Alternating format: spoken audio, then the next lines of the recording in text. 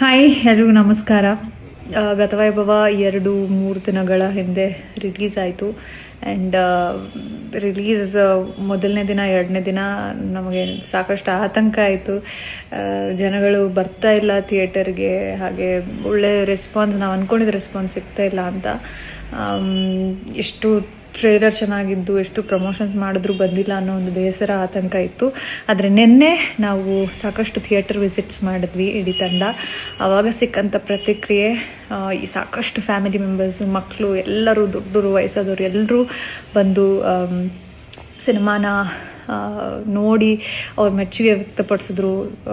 ಅಷ್ಟು ಕ್ಯಾರೆಕ್ಟರ್ ಹೆಸರುಗಳಲ್ಲಿ ಕರೆದ್ರು. ಸೊ ಅದಕ್ಕಿಂತ ಖುಷಿ ಬೇರೆ ಇನ್ನೊಂದಿಲ್ಲ ಅಂತ ಅನಿಸುತ್ತೆ.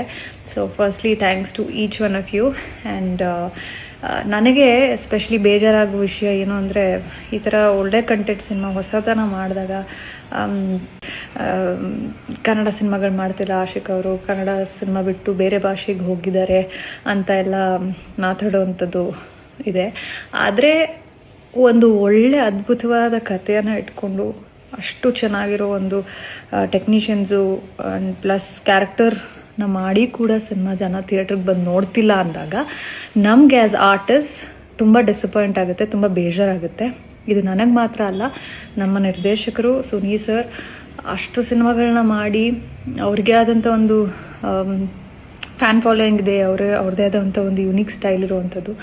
ಅವರ ಸಿನಿಮಾನು ನೋಡಿ ಏನೋ ಒಂದು ಹೊಸತನ ಇದ್ರೂ ಜನನ ಥಿಯೇಟ್ರ್ ಕರ್ಕೊಂಡು ಬರೋದು ತುಂಬಾ ಕಷ್ಟ ಆಗ್ತಾಯಿದೆ. ಬಟ್ ಐ ವುಡ್ ಸೇ ಈ ಥರ ಒಂದು ಪ್ರಯತ್ನಗಳನ್ನ ಮಾಡಿದಾಗ if we fail as audience to accept such movies, ನೋಡಿ ಬಂದು ಸಪೋರ್ಟ್ ಮಾಡಿಲ್ಲ ಅಂದರೆ ಈ ರೀತಿಯಾದ ಒಂದು ಹೊಸ ರೀತಿಯಾದ ಅಟೆಂಪ್ಟ್, ಹೊಸ ಕತೆಗಳು,